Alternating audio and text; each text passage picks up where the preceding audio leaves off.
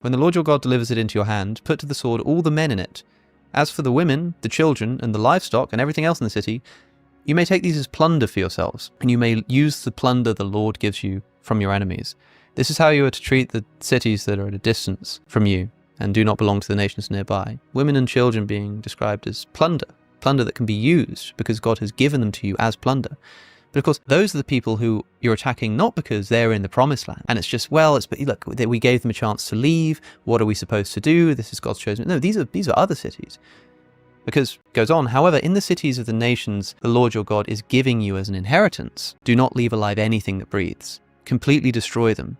The Hittites, the Amorites, the Canaanites, and lists, the Jebusites, as the Lord your God has commanded you. Otherwise they will teach you to follow all detestable things that they do in worshipping their gods, and you will sin against the Lord your God.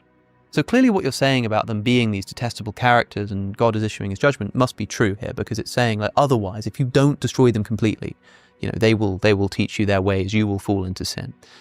But this idea of, marching up to a city, and even if they accept you, they're going to become, your indentured servants.